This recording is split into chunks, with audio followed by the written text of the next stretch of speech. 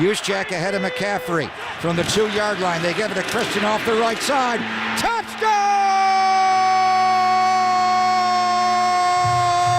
San Francisco!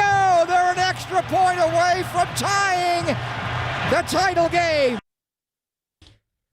The 49ers are NFC champions yet again, back to the Super Bowl for the first time since 2019, and they'll face a familiar opponent, Patrick Mahomes, and the Kansas City Chiefs. Adam Copeland, Super Bowl champion Dennis Brown, and John Lund here with you live from Levi's Stadium. As you can tell, my voice is not all here. I was not in the press box. I was down with the faithful. Hell of a day, an emotional day. We want to hear from you. Line them up, 808 KNBR. We will get you lots of live coverage of the postgame here from the 49ers.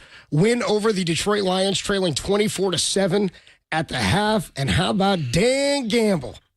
How about that? Not getting it done. Not going for it at the end of the first half. They leave the door open for the 49ers, and they're going back to Vegas for a rematch with Patrick Mahomes and the Chiefs. Dennis, immediate reaction. I'm all over the place because you see me. You see me for an hour after the game here. You're excited. I'm buzzing, dude. After watching that I saw you at the end of, I think, the first quarter. We saw each other, yeah, and we looked at each other. We were thinking, oh, here we go.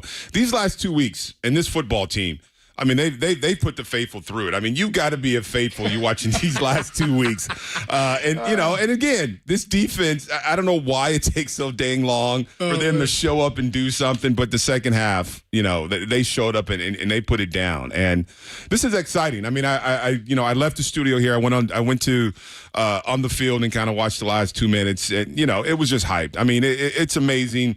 This is what you do. We talked about it before the game. This is what you do all that work for.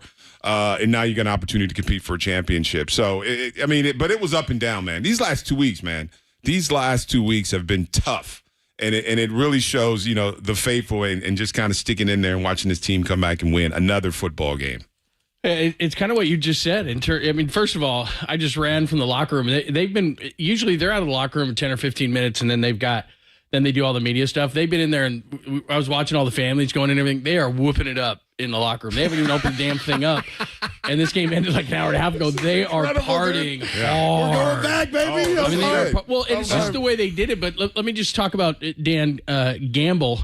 It's fourth and so the 49ers come out of the half. They're down 24-7. They get a field goal, right? And it's you're kind of like, yeah, that's great, but it's good. That's not great.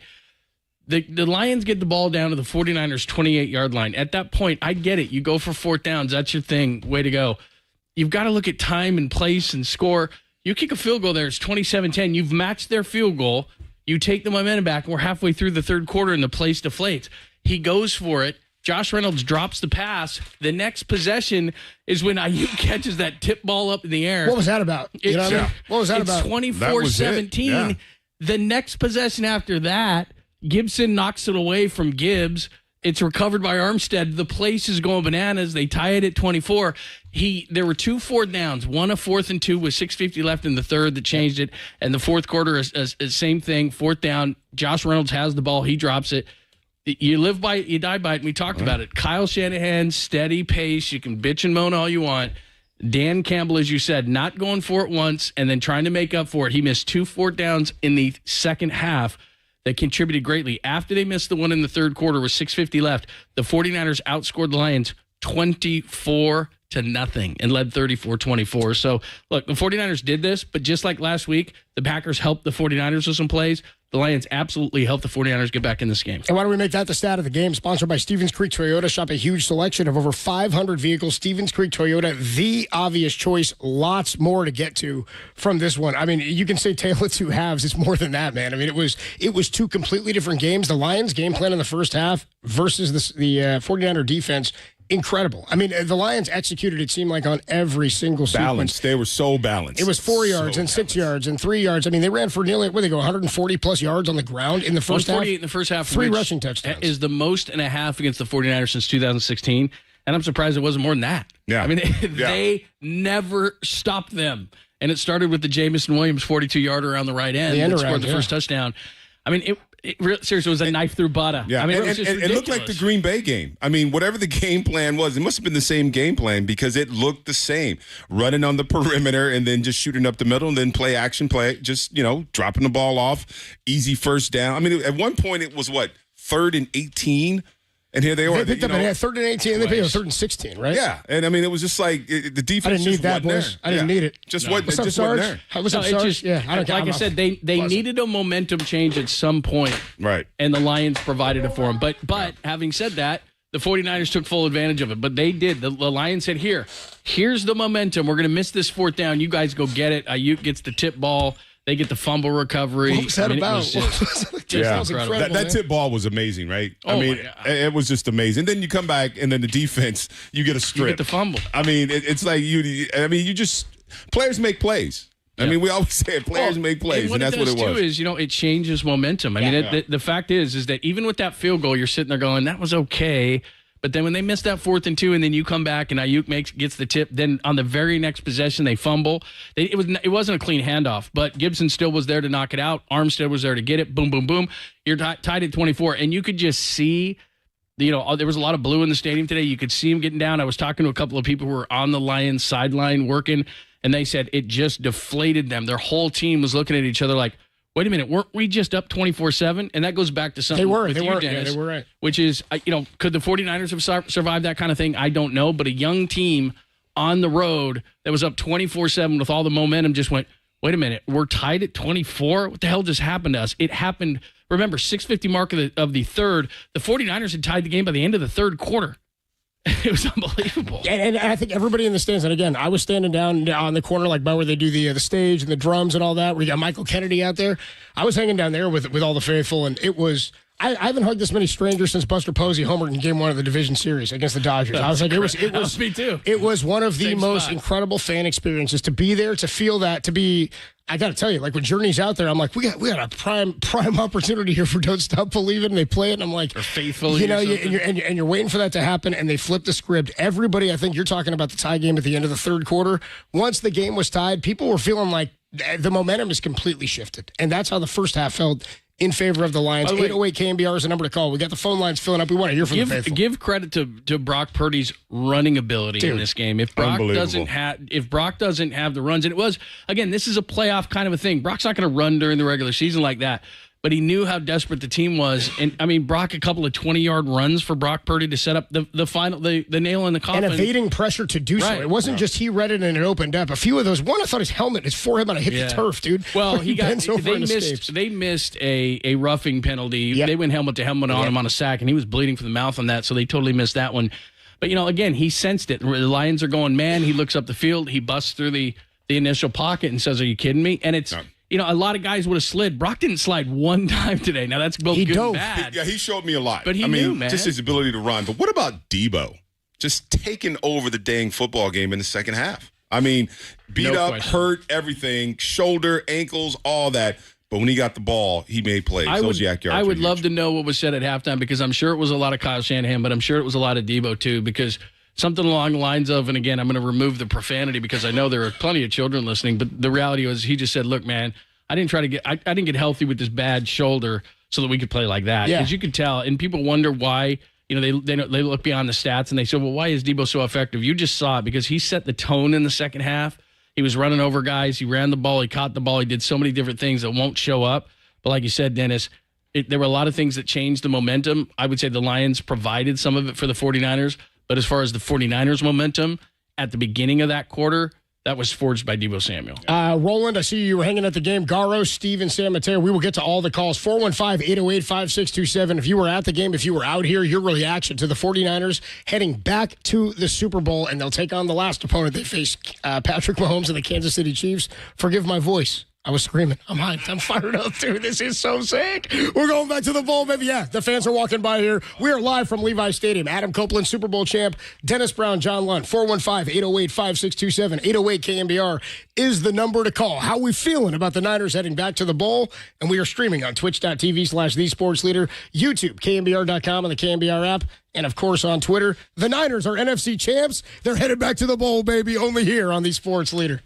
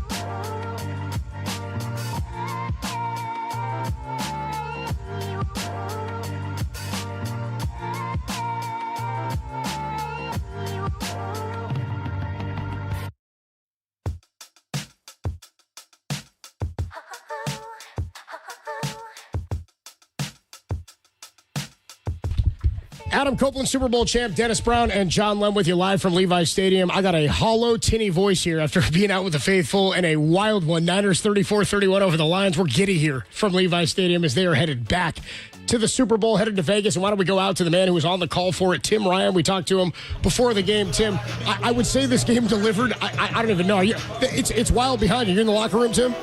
I am down in the locker room, man. It is nuts. It's a party, it has been a party. Kyle just got in here probably 10, 15 minutes ago and addressed the team. Jed addressed the team. These guys are all with their families. They just opened the door and let the media in, and it's an absolute party, bro. And these guys know what they just accomplished, but at the same time, they're all saying the same thing. One more. And as Jed said, champions today, but one more to go. And, man, these guys are so excited. The way that last week happened and then to be down the way they were and to flip the script.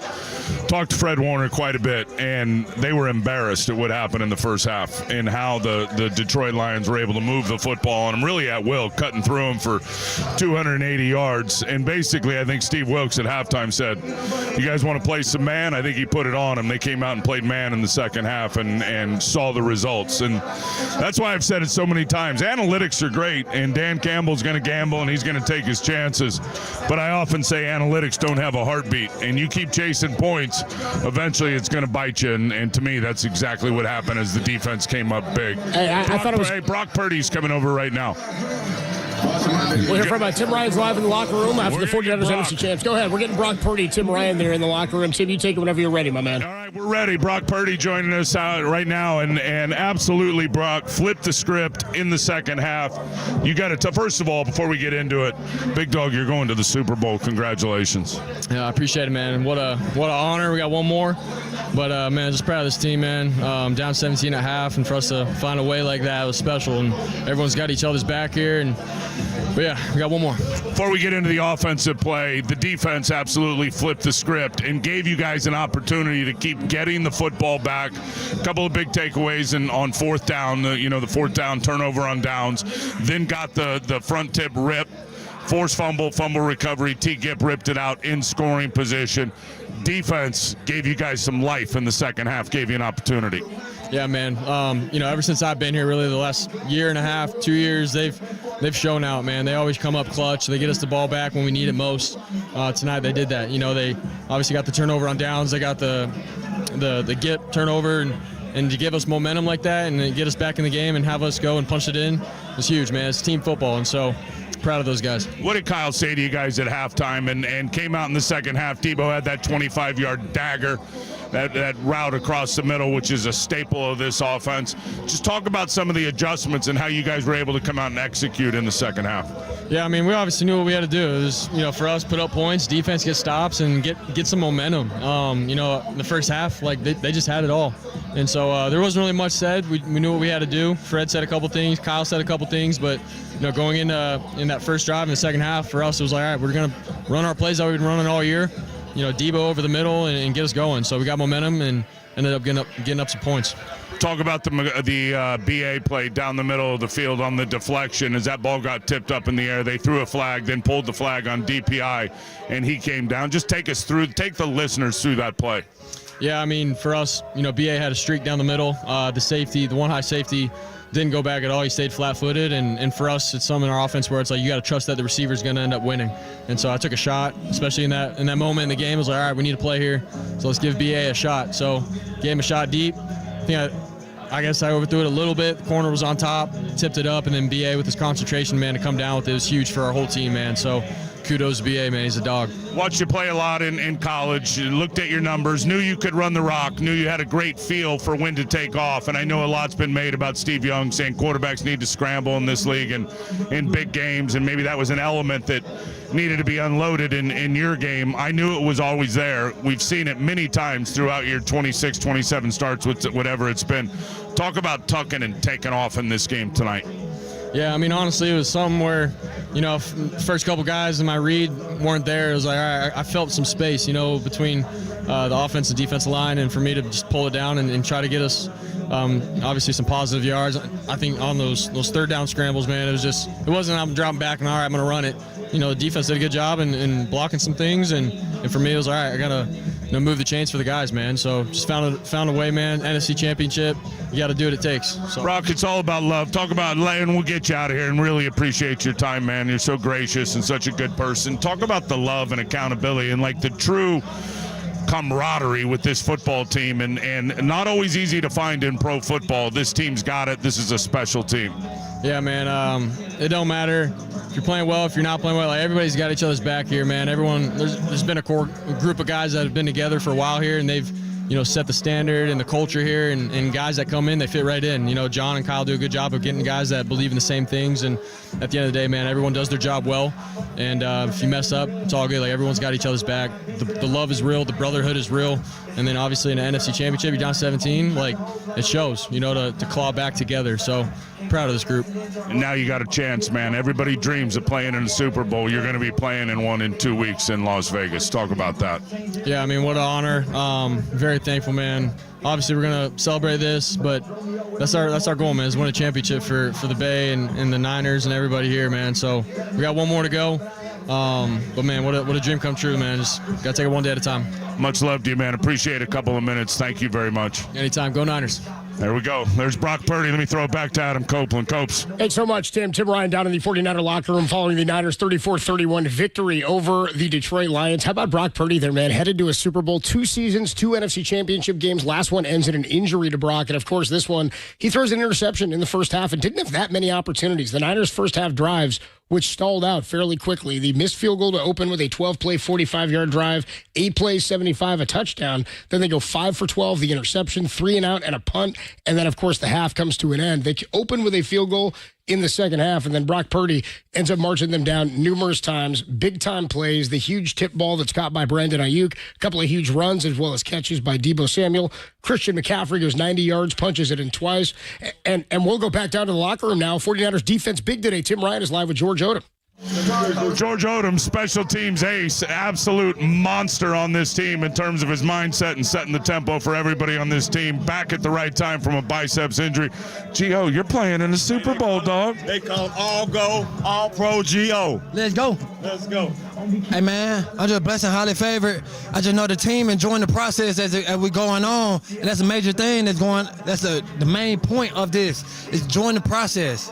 Did you ever think for a minute, and I know you don't doubt because you're around these guys every day, and I know how hard you work in your mindset, but 24/7 at half, and then the defense coming out and flipping the script in the second half? I wasn't even thinking about the score. I was thinking about making sure everybody do their plays. Make sure you run your exact play as it called. That's the only thing I was thinking about. I wasn't thinking about the score. It looked like, and you play safety, and you always play good safety when you're out there. It looked like in the second half started playing a little more man coverage, and it paid off. Oh, yeah, most definitely. They stopped really doing the outside zones like that, and the defense playing downhill. That really helped us. How about T. Gipp? Front tip rip for T. Gipp. Get him, let's go. Hey, veteran leader on the team, 12 years in, need 34 picks in the Super Bowl. And now you're headed for the Super Bowl, man. Everyone grows up dreaming of playing in the Super Bowl. I never made it deep into the playoffs, never a Super Bowl. You're playing in one in 2 weeks in Las Vegas. Blessed and highly favored. I just thank God for everything. Super Bowl, let's go. Las Vegas, 49er faithful going to be deep up in there. Horsepower, willpower, Big Daddy. Thank you. Yes, sir. Thank you for having me. G.O., absolute stud, back at the right time. Copes, right back to you. Good deal. Tim Ryan live from the locker room. Boys, how about that? George Odom. Good deal there. George Odom, and we got some Brock Purdy there as we are still buzzing after the Niners 34-31 They're buzzing victory. in that locker room, They're buzzing too. that locker room, too. And the longer this postgame goes, the more we're going to get some buzz out of the Niner locker room. We got 2 weeks to get ready for this one, to go to Las Vegas. By the way, Giants starting pitcher Ace Logan Webb has already tweeted out, noted Raider fan said, it's got to be the most disappointing Super Bowl in the history of Super Bowls. He's got the Chiefs, and he's got the 49ers coming to the Raiders' home stadium. Yep. How about that? Yeah. Oh, man. I hope they'll let Greg in. Last time he's like, hello? Can I get in here? We don't know you. Go away. Just not on the field, John. Exactly. Yeah, come on, dude. I know the deal. Don't cross that line. What? What? They got to let him in. They got to let him in. Oh, man. Anyway, KNBR is the number to call and the number to text if you want to get involved on the Golden State Lumber Building Materials text line. I see you guys who have sitting on the phone lines. We will get to you. We just want to be cognizant of whether or not we can get more hits from the 49er locker room. So I'm checking in on the YouTube chat. We're streaming on twitch.tv/thesportsleader and on YouTube. Anybody who was out there today, we want to hear from you. Do we have time to go out to a call, you think? Let's go out to Roland. Roland was at the game today. Roland's been waiting a while. Roland, what's going on, man? You're on the Sports Leader. Hey, what's up, guys? Cubs, huge fan. Des Brown, Lunch, huge fan. Thanks, man. Tale of two halves. The electricity in Levi's, dude, it was insane. You can just feel it.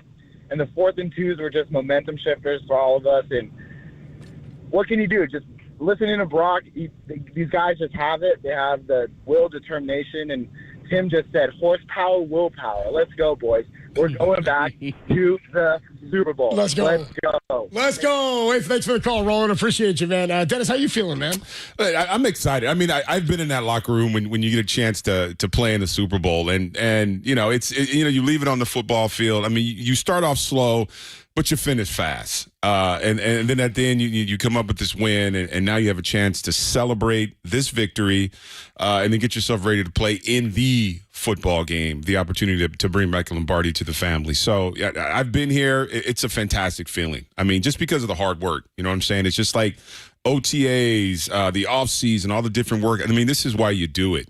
And you go out and you do it and you get it done, and players make plays. That's it. Brandon Ayuk, players make plays. Debo, Nick Bosa with 2 sacks. I mean, you make plays. You make freaking plays, and this was the time to do it, and they did it. Too bad it just took so long for it to happen, but it happened. And you get another W, just like last week. Another W, and now you get a chance to compete for championship. You know, one of the things that we talked about was, what are we going to be talking about at the end of this game, right? And Brandon Ayuk's catch was not the catch, and it's probably not the catch 2, it's probably not the catch 3, but that's a hell of a catch, and they don't win this game without it. So I understand that he didn't come at that point, but we're going to talk about Brandon. There he is. I told you. Let's go back to the locker room. Tim Ryan is on with Brandon Ayuk. Brandon Ayuk with us down here in the locker room. BA, you're going to the Super Bowl, dog. Yes, sir. Going to the bowl. Talk about the second half and the willpower of this team to come back and just not being denied, making plays. This team showed it back-to-back weeks.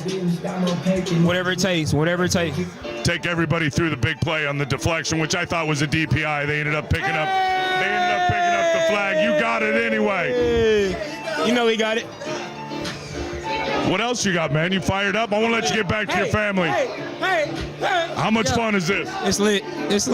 Appreciate you, big dog. Thank you. There he is. BA, couple minutes. Everybody enjoying their family big time down here. They're all in the locker room. Cubs, we're going to go back to you. As they should, man. Good stuff there. Brandon Ayuk just fired up. Everybody's family named Jose and Johnny and Jim and Jack.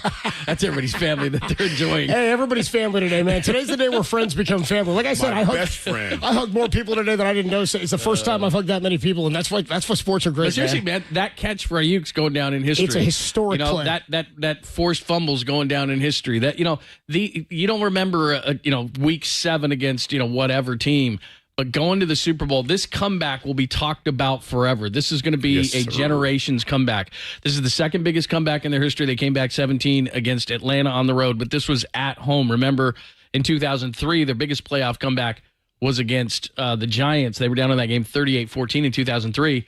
Dan Campbell was a tight end on that team, by the way. He hates coming here.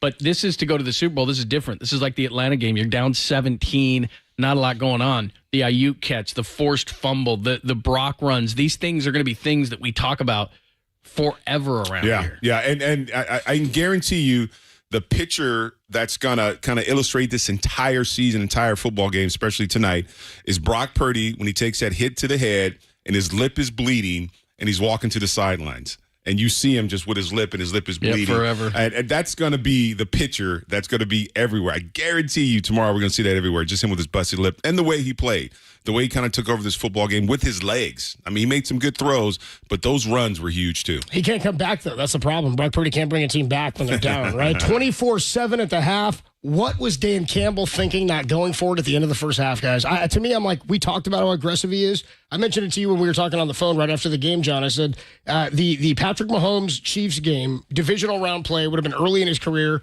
Might have been the first year he won the Super Bowl in 2019 against It was the Texans at home in Kansas City. Texans go up 21-0. They march deep into the Chiefs' territory in the first half. I believe they're up 24-0 at the end of the first half because Bill O'Brien, instead of going for it, and I'm like, you got to go for it here. It's 4th and short. Put Mahomes away. Don't give him a chance.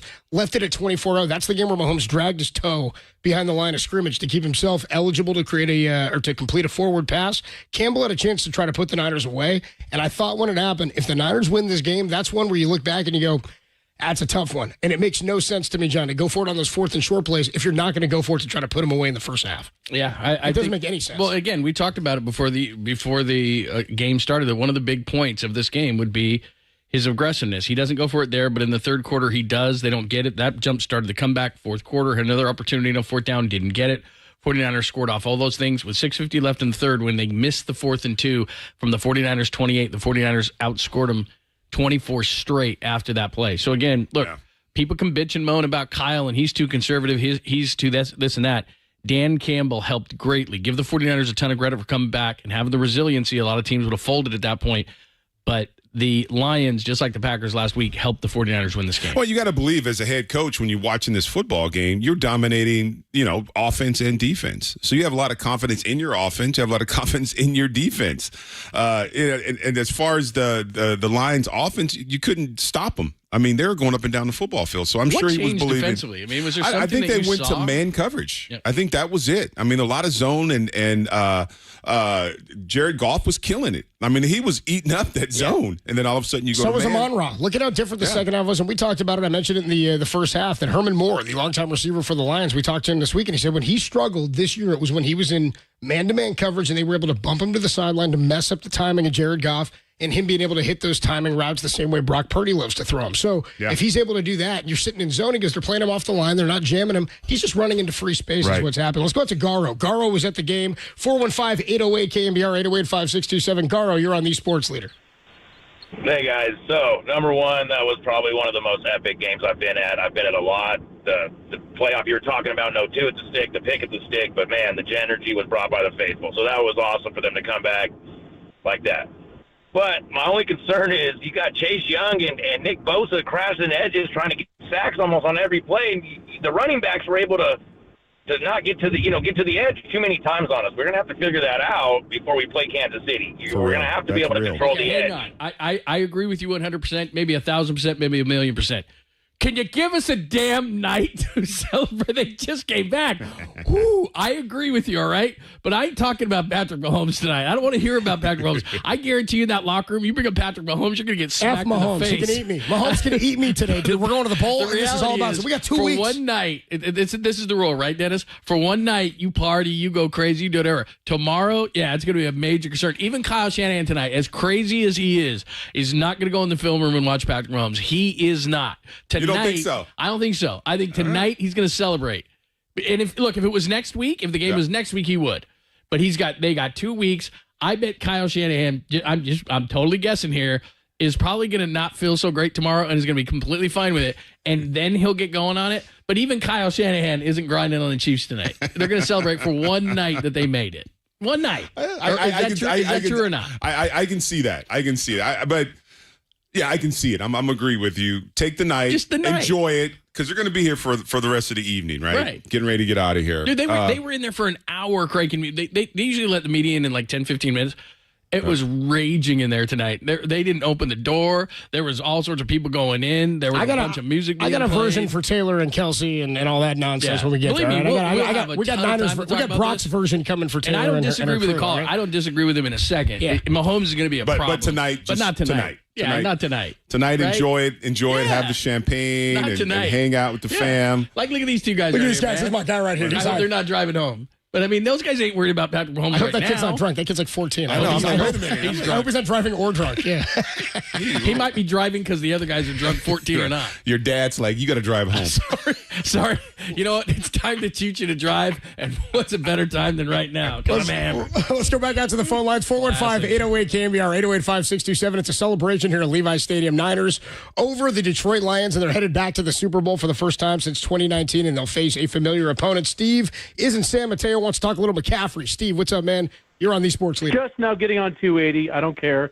But the fact that Purdy said that quote to Timmy Ryan, claw back together. That's what it was. Yeah. Gibson making that poke fumble, and then Armstead picking it up. I was at the game during the commercial break.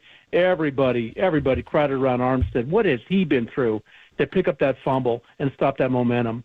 The thing I'm worried about, though, guys, and I talked about it with your screener, is Christian McCaffrey seems to come at the end zone like a bowling ball and always lands on his head. Yep. And I had flashbacks of Todd Fuller. Why can't Christian just remain upright, man, and not, lose a vertebrae in his neck? It looked really bad. Boy, Todd Fuller, that was a bad pick, huh? Should have probably taken somebody else on 96 draft. Yeah, for sure.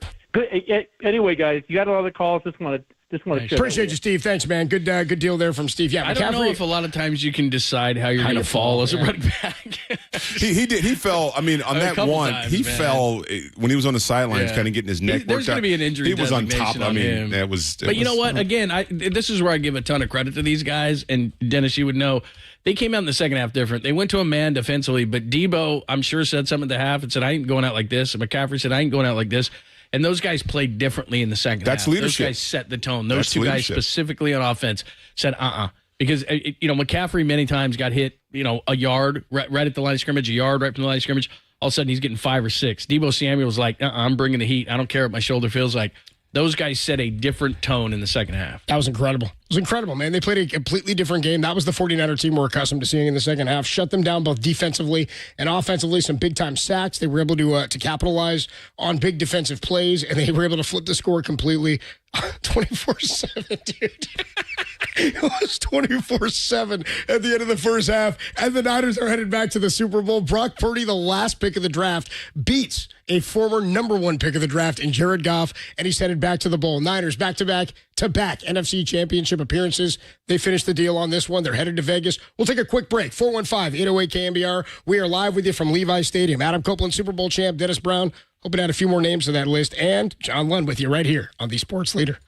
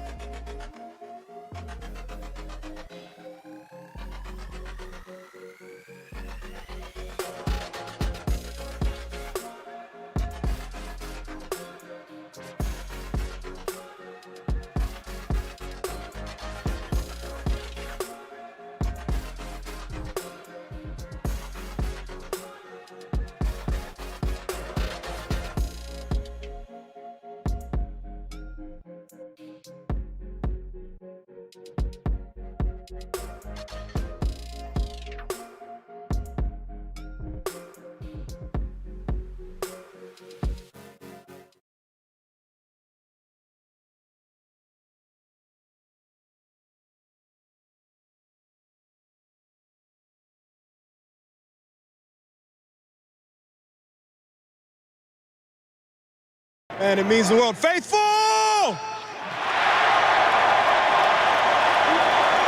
I'm so pumped up to be a part of this organization, man. The guys in this locker room, from the coaches to every single person that puts their all into every single day, man. I'm just proud to be a 49er, and we got one more. That's Christian McCaffrey. He helped set the tone in the second half. He was just not going to go down. Neither was Deebo Samuel. They got some help from the Lions. They capitalized on it, a 24-7 halftime deficit. And by the way, you've probably heard this by now, but I will reset it. They were down 1957, the last time the Lions won a championship. They were down at Kezar Stadium at the half 24-7, came back, beat the 49ers 31-27. 49ers were down 24-7 to the Lions. They turn around and beat the Lions 34-31, and they are on their way to Vegas. John Lund, Adam Copeland, Dennis Brown. Crazy. Second biggest playoff comeback in 49ers history. Wait, did you say Kezar? Kezar. Yeah, they were at Stadium. Kezar in 57. 57. And the Lions beat the Niners, and the Niners were ahead 24-7. They flipped the script on them this time, and this is the second biggest comeback in 49ers history in the playoffs. Wow. They were down 17-zip in Atlanta. They were down 24-7 here. The biggest one, they were down 38-14, remember, in the divisional round against the Giants in 2003. They win that 39-38. And ironically enough, Dan Campbell is never going to want to come back to the Bay Area. He was a tight end on that team that was up 38-14, and, of course, he was and is. He's not getting fired. He's the head coach of the Detroit Lions, and they lost. That's a long plane ride back to yeah. What does that Detroit. feel like? I mean, you don't know a lot of these. I don't know. That's a long. I mean, when you win in a game like Detroit was winning this football game, people were making Vegas. Vegas. They showed on the sideline. You know, guys were joking around. They were like, "Woo, high fiving and doing their little dances and things," and then to come and then lose the game, come in the second half and just get dominated. And that's a long plane ride home. I mean, there's a lot of, you talk about a bad taste in your mouth. That's a long plane ride home. Well, and you and I were just talking about this. And again, we'll open the phone lines up once again. Make sure that you hit us up, 415-888 KNBR 5627. We'll get right out to the phone lines as Tim Ryan was in the locker room getting caught up with everybody. But the same way that it's history for the 49ers, and we're talking about the Ayuk catch and the fumble forced and all the plays that the 49ers and the Brock runs. We'll talk about this stuff for 50 years, especially if they win the Super Bowl. But in Detroit, it's the same kind of thing. I was texting with a friend of mine during this game who was giving me, a bunch of grief around halftime and was saying how they're going to go and they're going to go. And then we were texting late in the game, and he just said, Lions going to lion, because that's what they've done for a lot of their existence. And they thought that they had kind of gotten past that and we're going to go to the Super Bowl and take on the Chiefs. So it's a tough one, man. It's tough for their fans. Tough for a plane ride home as well. But the 49ers win it 34-31, have a chance for redemption. We haven't even gotten into that, which we will. We all remember Super Bowl 54 against Patrick Mahomes and the Kansas City Chiefs. So it's set, Chiefs and 49ers in a couple of weeks in Las Vegas. It's time for Protecting the Quarterback, sponsored by our good friends at the Contra Costa Sheriff's Department. Of course, protect your community and apply for your new career in law enforcement at cocosheriff.org today. That's cocosheriff.org today. And also by our good friends at Bay Alarm. Worry less about your people and your property with Bay Alarm, bayalarm.com. How did the 49ers protect the quarterback today? Well, I mean, I think he was sacked. I mean, he was getting pressured. The Lions' defensive line, they impressed me. I mean, they were getting pressure. And then I think, you take a couple sacks, you throw the ball, you saw Brock Purdy kind of throw the ball away a couple times. And then you see Brock Purdy just thinking, listen, I'm my legs now. Yeah. I got to go. I got to go. Drives alive, right? And he made. I mean, he kept a lot of drives alive. I don't know how many his total rushing yards were, but I'm sure it was close to 75, 80 yards. So it's protecting the quarterback. This defensive line was a good defensive line, and they kind of got after Brock Purdy. But at the end of the day, when he needed to make some of those throws, especially the throws, the long patterns that take a while to develop. They were able to give him some protection, but I think they did I'll give him a C+. How about a C+? It was amazing. Brock Purdy in the first half. I'm looking at the first half numbers when they were down 24-7. He was 7 of 15, 93 yards, and of course that interception, which led to points for Detroit. But as far as running the football in the first half, Brock Purdy was 1 for -1. 1 for -1 for Brock Purdy. But after that, he went crazy in the second half. And he was one of the main reasons they won. I mean, the fact that he just said, look, man, the game is on the line, and the 49ers were desperate. And Brock Purdy just second half, he kept drives alive with his legs. And you got to give him a ton of credit because not only were they plays where it's like, okay, I got the first round on a slide. Brock Purdy's like, you think I'm going to slide, especially on that long one where they basically sealed the game with the touchdown to give him the 34-24 lead. He's like, if nobody's going to hit me, I'm just going to keep on going. And everyone's yelling, get down, get down. And he's like, and, you know, the one that he ran close like the 1 yard line. I mean, you know, he wasn't even thinking about, you know, taking a knee or sliding. You know, he just stayed in there and he took the shots. And, you know, you talk about that one shot he took, you know, to the face mask. You know, I thought it was head. Should have been a penalty. But, you know, he showed me a lot of toughness. And again, he checks off boxes. I mean, I know nationally he won't get the credit, but I think, you know, again, this game now, he's had 2 playoff games now that he's brought the team back from deficit. So here's something else that's kind of checked off. But still, I don't know if he'll get the credit nationally, but we'll see what people have to say about him now. All right, there you go. How much do you think these games help? I mean, coming back, because here's the thing. They had blown everybody out. When they were winning games, and we was blowing out the Eagles, they're blowing out the Cowboys, they're blowing out all these teams. Yeah. And all of a sudden, they're blowing out Jacksonville. And now the last couple of weeks had to come back against the Packers, had to come back against Lions. I mean, you don't like doing this in the fashion that they did because they just look poor in those games. But my point is coming at the end and having to have pressurized drives to say, look, if we don't score here, that's it. Yeah, and that's what good teams do, right? I mean, when you always talk about good teams, they figure out a way to win football games. And I guess I paid attention to the score, but I think once they hit 30, I was like, okay, now we're good. You got 30 points on the board. We're good 24. Now. Yeah. All right, we'll jump out to the lines again. Hit us up, 808-KNBR, 808-562-7415, 808-KNBR, 415-808-5627, both on the text line and the phone lines. We'll get to your thoughts as the 49ers are going back to the Super Bowl. They hang on, come back against the Lions, 24-7 deficit, and they're going to the Super Bowl in Vegas, only here on the Sports Leader.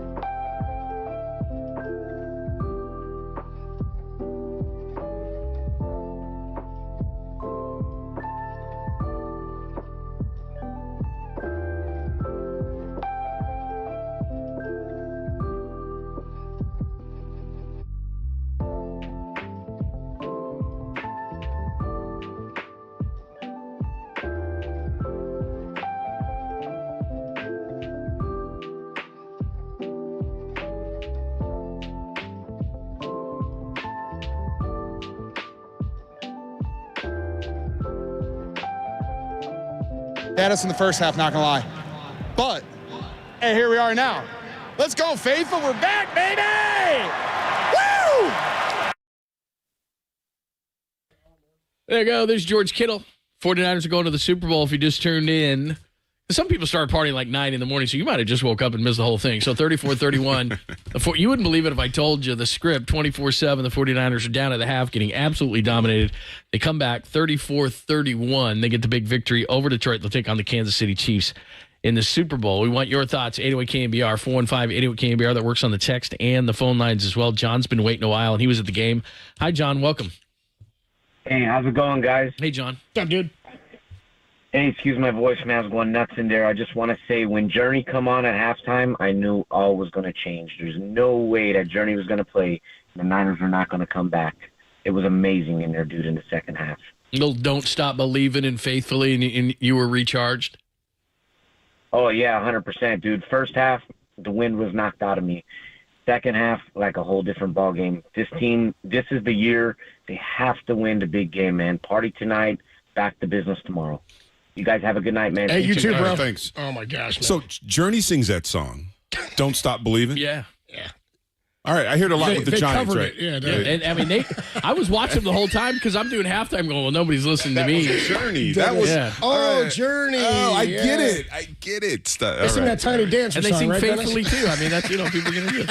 I really didn't know Journey sang that song. Omar is at the game too.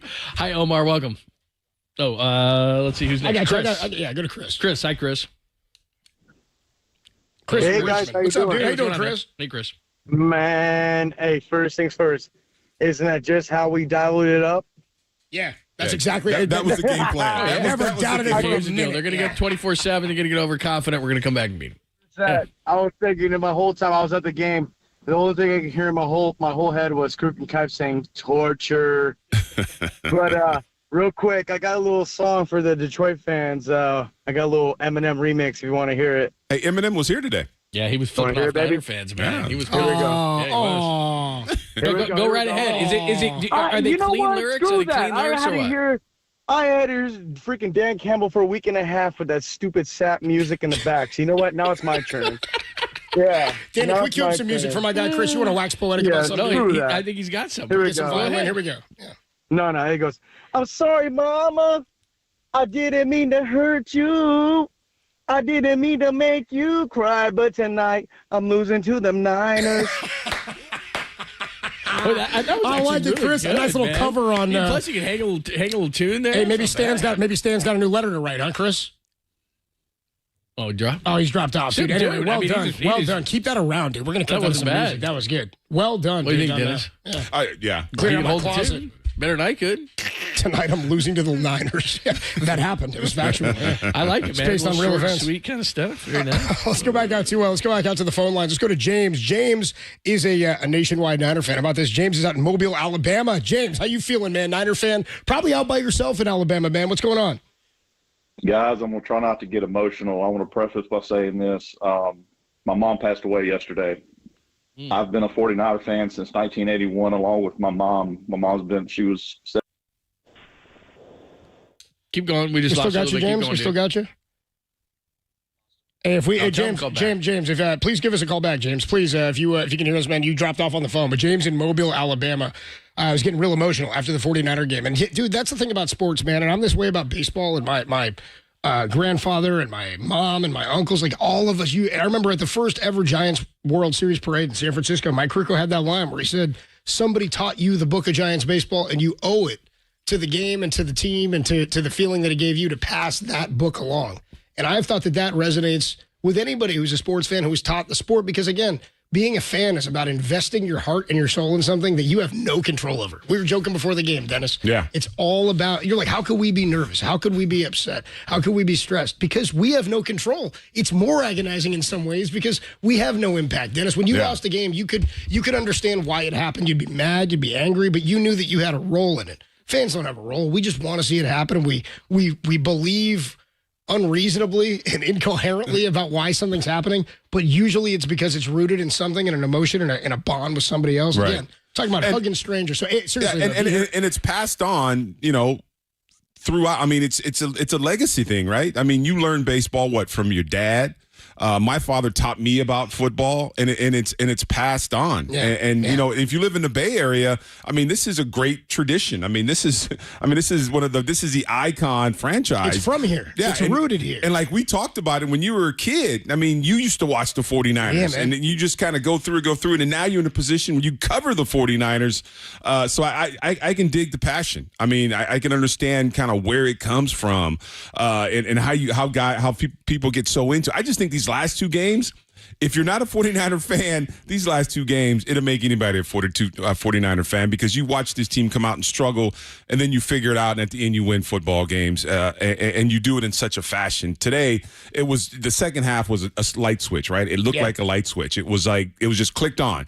And all of a sudden, defense is making plays, offense is making plays, and you win the football game and go to the Super Bowl. So I can dig the passion. I love the passion. I love the faithful, all that stuff. So, you know, I get it. We got James back in Mobile, Alabama. James was telling us a story, and we were just talking about the connection of football in your life. And James, you're back on the line, man. Sorry you dropped off. We're happy to have you, my man. I'm sorry, brother, but hey, listen, like I said, I'm trying not to get emotional, but I've been a 49er fan since '81. I live in Mobile. I saw Joe Montana play when remember when the Niners used to play the Saints and the Falcons in the NFC West, and I just became a Niner fan. I've been that way ever since. I don't know another team. And I was watching my game tonight with my niece, her boyfriend, who's also a Niners fan, and my dad, who roots for the Niners. And to see us go through the second half, we were sitting there willing them, and I'm sitting there looking up in heaven going, I said, will them, Mom, just will them. And my dad was just, he was rooting for him. And to have such an emotional last 24 hours is just phenomenal. And my son, who's back in Auburn, I'm from Mobile, but I live in Auburn, Alabama, calling him, FaceTiming him. We're going to the Super Bowl, son. I mean, just, crying. It's just been an emotional 24 hours, and I'm so proud of this team, man. Brock Purdy, I can't say enough about the kid. I mean, George Kittle, Brandon Ayuk's catch. I mean, what else can you say? You call the Steelers the Immaculate Reception. This has got to go down in history. I mean,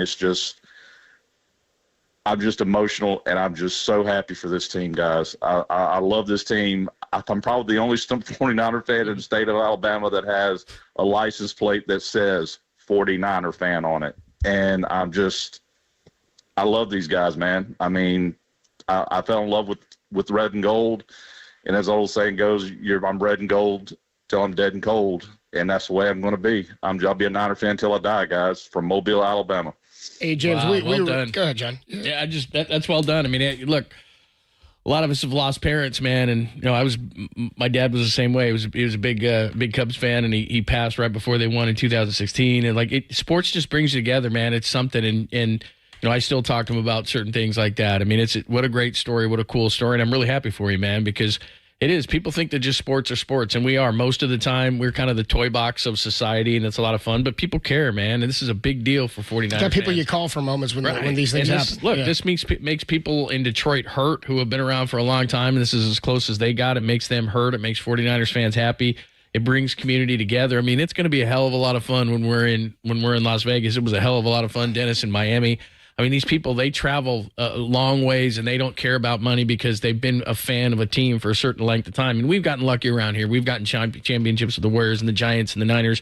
I know it's been a long time for the Niners, but it hasn't been, like a Lions thing or some certain fan bases. This is a big deal to a lot of people, man. It affects their lives. It's just how it is, man. It's just that's their thing. A lot of people that we saw in the tailgate lots today, that it means a lot to these people, man. So what a cool call, what a great call, and definitely want the 49ers to win because of that, man, right? Yeah. I'm rooting for James even more, man. Hey, James, I don't know if you're still on the line, dude, but call anytime, man. We hope to hear from you before and after the Super Bowl, man. And we are thinking about you. And by the way the text line is blown up and the way the YouTube chat is blown up, it's a terrible thing, and it's a very sad thing. I'm so glad you had today happen and you had that good emotion around it, and I'm so glad that the faithful are checking in support of James. Sky, Noemi, Rockin, Gizmo, Alex, all these people checking in, saying that they're sending love, condolences, and prayers to James, also rooting for the Niners to get a win on everybody's behalf. But for some people, it means a little bit something different. So 415-808-KNBR, 808-5627. Niners are going back to the Super Bowl, 34-31 over the Detroit Lions. Give us a call. YouTube, Twitch, all that good stuff. Only here on the Sports Leader.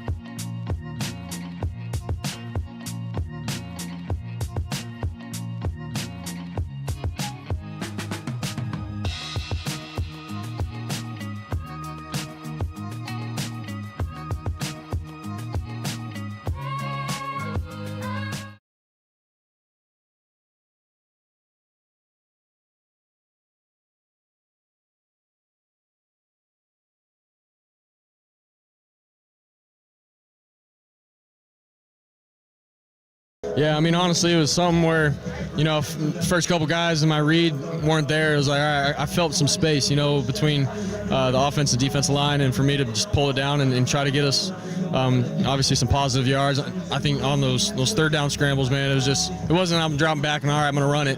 The defense did a good job in blocking some things, and for me, it was, all right, I got to move the chains for the guys, man. So just found a way, man. NFC Championship, you got to do what it takes. Adam Copeland, Super Bowl champ, Dennis Brown, John Lund with you, talking it's been a heavy emotional day, a wide range of emotions from the beginning of the game where we thought Niners were going to be able to roll in this one. They put up the points we thought they were capable of. John thought it was be a 10-point victory. At one point near the end of the game, it was, until the Lions marched right back down and ended up scoring a touchdown. Jared Goff throws one near the back of the end zone there. They cut it to 3. Niners win 34-3, 24-7, was the score at halftime. They come roaring back, and now they've got a date in 2 weeks with the Kansas City Chiefs from Las Vegas, a day that Raider fans will despise. Let's get into what Kyle Shanahan had to say following this one. We haven't played this for you yet, haven't heard what he had to say. Heard from Brock Purdy on the postgame show and from George Odom as well as Brandon Ayuk. But let's get to our postgame interview, sponsored by the Handlery Union Square Hotel, San Francisco's oldest family-owned hotel, and sponsored by Bud Light. Bud Light, easy to drink and easy to enjoy. Kyle Shanahan back to the Super Bowl after 3 straight NFC championships. He was at the podium after the game. The Ayuk's long catch, and how did that sort of just change things for you guys? I mean, they had a safety sitting in the middle of the field. Brock did an awesome job recognizing it. We had Debo on a crossing route, and that safety cut it, and Brock made the right read and just launched it. But the corner did an awesome job staying on top. I mean, the safety cuts, and that means there's no one in the middle, but the corner was aware of it, so he stayed on top. I was worried that for it to be a pick when it's like that. Brock makes the right read, but then he launches it, and BA just did a hell of a job going up for it, so it wasn't going to be a pick, and then he came down with the catch, which was huge. I was never able to see whether he was down or not. They said he was, so it's great we punched it in later. What did that play do for you guys, just to ignite things a little? I mean, and anytime you get a big explosive one like that, it makes it a lot easier. We felt we could go on drives. We just had to get it going. I think we had 4 in the first half. I want to say we scored on 2 of them, had a pick on 1, and then punted on the other. And I mean, credit to their defense. I mean, they mix things up. They play really hard. We thought if we could get it going and make it a game on both sides, it would be a matter of time before we could score some points. But the way their offense was going, their defense doing a couple things to get us off the field. But once BA made that play, it kind of unlocked it with such an explosive, and kind of unlocked the whole team, because right after getting that turnover that I believe Gipp forced, that was huge. And right after that, you could feel the whole momentum with our players on our sideline in the stadium kind of flip, and you felt it was on after that. What did you do so hard in the first half to stop the run? What did you see from I mean, we knew they were a good running team going in, but it only takes a couple guys. I mean, we had a couple 8-man fronts, and there was definitely 2 that I saw that we got one guy out of a gap, and when that happens, you get right to that middle third player, and I mean, that's 15 at the best. And then they had a real good call on that reverse. That was probably their best look that they got us in.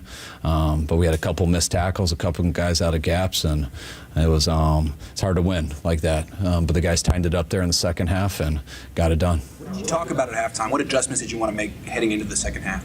We just go over we come up with 8 plays to go over with the offense and how we're going to start it out and go with them. The defense goes, and they all meet, and they break up, and they talk about all their stuff from positions, and then we just pulled them up before. And so, guys, it's only 17 points. Been a lot of football games where you're down 17 points or starting with the ball.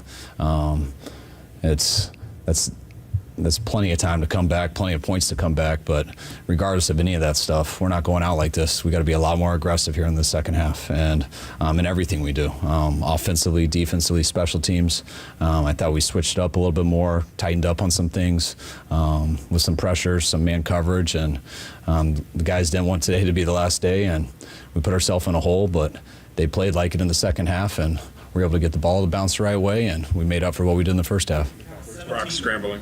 What's that? Brock scrambling in the second half. How big of an impact was that for you guys? Man, thought it was the difference between winning and losing. He made some big plays with his legs, getting out of the pocket, moving the chains in some first downs, getting some explosives. He competed his ass off today, and it wasn't easy for any of us, but he kept grinding and was unbelievable there in the second half. You may not have heard people talk about how Shanahan teams don't come back. They have to play up front. Brock Purdy can't come back. Does that strike you in this moment? And what do you like, hey, that's over now in your mind? I mean, that's up to you guys to decide. I never thought it had started, and I mean, coached a long time. Guys play a long time. I get some of those circumstances, but I've never felt like we didn't have a team who could come back or win a game like that. We just had to do it today when it mattered the most. What are your additional questions, Kyle, of going to be going to the Super Bowl playing the team that beat you there 4 years ago? I haven't had a lot of time to think about that. I didn't watch any of their game. Wasn't sure who won it until someone told me right before we went out. But they're a hell of a team. They got a hell of a coach, hell of a quarterback, hell of a defense. Haven't got to see him much this year just because we haven't had a lot of crossover tape, but we already have a pretty good idea how it's going to look. I mean, they've been doing it for a while, and since we met them in 19, it seems like they've been there every year since, and we've been trying really hard to get back to that moment. We've been close a number of times, and this time we got it done, and we're going to spend these 2 weeks to prepare and make sure it's a hell of a game. What was your message in there after the game to the team? Not a very good one. I was exhausted. It took for everyone so long to get in. Then it was really hard to talk because everyone had their family and kids in there, and I struggle to talk when I can't use all the words I want to use. But it was my message. I was just so proud of the guys. I mean, these last 2 weeks. I mean, we've had some talented teams. We do have a talented team right now, but that. Just the character and the grit of the guys there. I mean, you could see it on their faces at halftime. I could see it on them all week. Our guys got a lot of love for each other, and every year when the season's over, it's always a new team the next year, regardless of how many times people return. I mean, how many people return, and our guys didn't want this to be the last day, and we had to really fight for it to make that happen, but we pulled it off, and couldn't be more proud of the group. Lineout are not usually obviously known for his legs. Do you think there's any element to surprise at how efficient and productive he was with that? No, I think Brock's been scrambling and making plays ever since we got him in. And all you got to do is go back to the first game versus Miami, and I mean, Brock makes a lot of plays with his legs. Did it in college too. Makes a lot of off schedules. So, and I thought it looked like how Brock looks every time he plays. Was Christian okay at the end of the game there? Is he feeling something? Yeah, I think he said he got like a little bit of stinger when he went down there. I mean, that's just what his words were. He had to come out for a play, and I know Elijah went in there and scored, but I know at the end, Christian was good to go back. Dan Campbell is obviously known for taking risks and going forward on fourth down. How big was it a swing in momentum when you were able to stop him on that 4th and 2? Oh, it was huge. I mean, both of them. I mean, to make it a 3-score game and us to be able to hold it to 2 scores, especially the way the game was going. I mean, I felt like we kind of blew it when we started out with the ball and we didn't get a touchdown, and we got 3 points. So for us to hold them there and them not to get any points, which you stop them on 4th down, really look at that almost the same as a turnover. So that was huge by us today. But I mean, you live and die with that stuff. It would have been really hard to deal with it if they moved the chains on that 4th and 2 also. So that's why everything comes down to certain plays, and what happens in those plays you got to live with. The long ball to BA, is that how you practiced it pretty much? I mean, that definitely is the read. When the middle third safety cuts the high cross, that's where the ball's supposed to go. Last time he did that, I think, was versus Arizona at home. I think it was like week 5 or something. And he did it again. They cut and they threw it to BA, but the corner was on top, and BA went up and made a hell of a catch. And it's really almost exactly what happened today too. I mean, when they cut, usually the middle's open, but the corner was disciplined and stayed on top, so you couldn't run by him. But Brock read the defense, gave BA a shot, and BA made him right. Just going back to the 4th and shorts about that, Kevin, you already explained it, but were you shocked just given the situation that he decided to go for it instead of opting for the field goals? Not really. I mean, I think that's how they've done it most of the year, and I think that's one of the reasons why they were here. So, I mean, you win a lot of games making some of those decisions, and then you make some decisions and you lose them. I mean, I don't think it always comes down to that. There's lots of plays that happen in the game, but I mean, that's the decision that we all have to make, and doesn't surprise me because he's made a lot of those decisions throughout the year that have won them a lot of games also. What sense did you get from your players? Was it calm even when you're down 17? Was it a little of urgency? What mood did you get from those guys as this was starting? I think we were just pissed off. I think guys were extremely pissed. I mean, that first half wasn't just that we were down by 17. It was the way we were down. They were kind of having their way in the run game. We weren't getting much in our run game either. And we don't want to go out like that. We didn't know. We dug ourselves in a big hole, but it wasn't just talking about how to win this game. It was talking about how to start playing right. We got too much respect for our team, and that would have been a real rough way to end it if we couldn't play better with our group. And that's why I was so proud of the guys. They didn't really care about anything except finding a way to win. And you could see it on their faces. You could see it at halftime, and you could see it in that 3rd quarter, and you could see it all the way to the end of the game. It was an extraordinary. Any thoughts on a Super Bowl 54 rematch? None. I'm excited that we're going there. Happy for the Chiefs too. I'm gonna have a lot of fun tonight probably with my family and everything, and come in a little bit slow motion tomorrow, and figure out all the Super Bowl tickets, all the traveling and stuff. That takes a lot of time for the players and their families, and the coaches will start getting to go on Kansas City while they do all that, and probably give the guys a couple days off, and then we'll get to our game plan and practicing either by Wednesday or Thursday. Fred Warner's been good all year, but he had an extraordinary game tonight. What's your thoughts of Fred tonight? Fred played to me like a NFL defensive MVP. I mean, he's played at that level to me. I mean, he does every year. And there's always a group of guys who can deserve it, but Fred is always one of those guys. And, you hope when you have players like that, they do it in these type of games. And Fred did, and that's one of the reasons we're still playing. Lance, last one. I was just going to ask, why do you anticipate being in slow motion tomorrow morning? Because you guys won't let me get out of here. I'm getting real no. It's I know guys are going to have some fun tonight, and you do have 2 weeks, and we're going to have a meeting with all the ticket guys and stuff, and so we'll put it off a little bit longer. Lots of families in there and stuff, so let the guys sleep in a little bit for treatment, but we'll still get our work in. All right, there you go. There's Kyle Shanahan giving you the thoughts. Again, if you're just joining us, 24-7, the 49ers were behind the Detroit Lions at the half. They get a flip, couple fourth downs. You heard Kyle Shanahan talk about it. That's what got the Lions here, but they backfired on Dan Campbell tonight, and the 49ers win at 34-31. We'll come back, talk more about it. Phone lines are wide open at 415-808-KNBR, 415-808-5627. Text line is wide open as well. We're on YouTube and Twitch, so you can start the conversation there. Let's talk about the 49ers going to the Super Bowl. Rematch against the Chiefs, only here on the Sports Leader.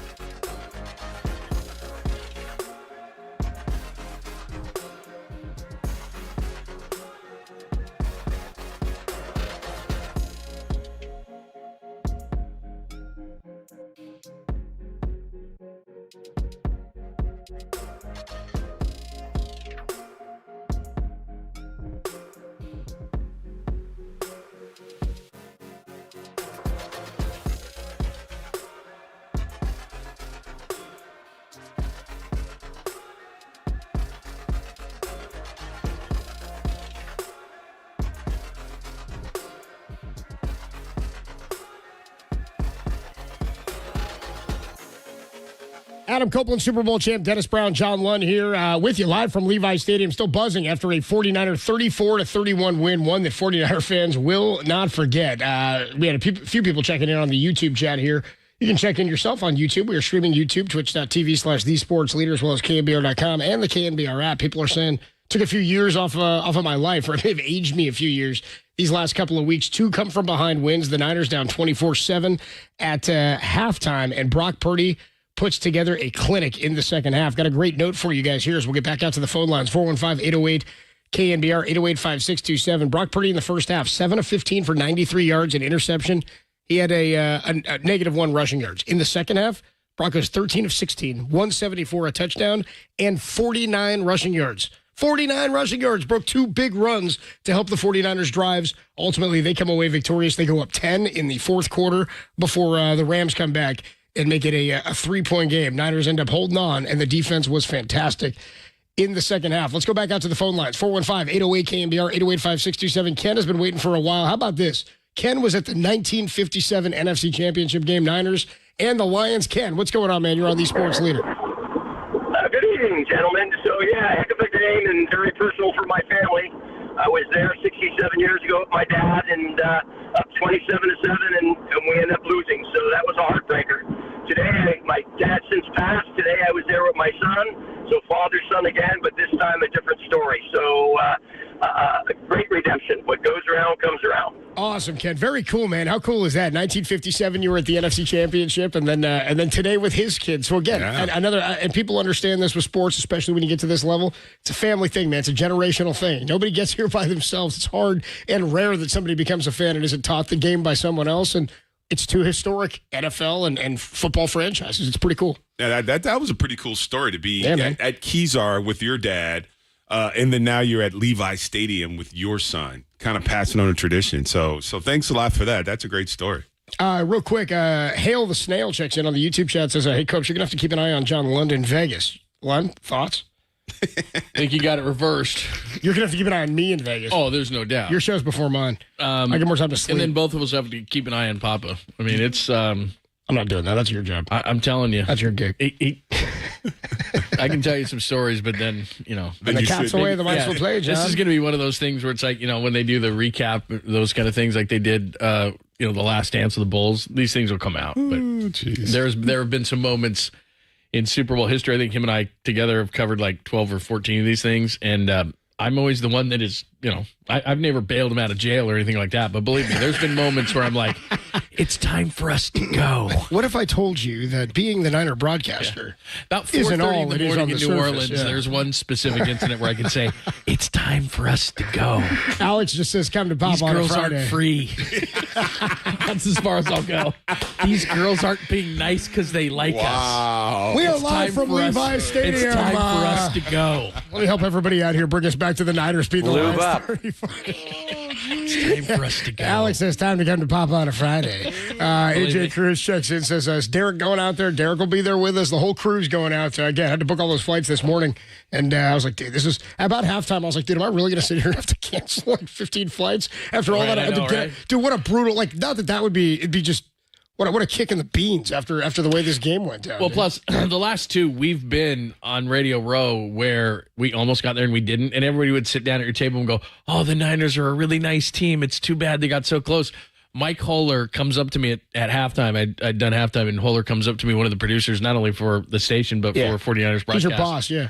And he looks at me and goes, this is not going to be fun going to Las Vegas for a week again. Dude. My guy was he was texting me saying, do we have to go if the Niners lose? And I was like, because you and Papa are going to go. Honestly, that's what they do is they come up to us almost in a sympathetic fashion. Like on Radio Row, you get like 10, 12 guests a day. Yeah. And every single one of them starts out, you ask them a question, and when they know we're from San Francisco, and they'll say, God, the Niners are so good. They got so man, I'm close. so Like sorry. every Yeah. interview starts like that.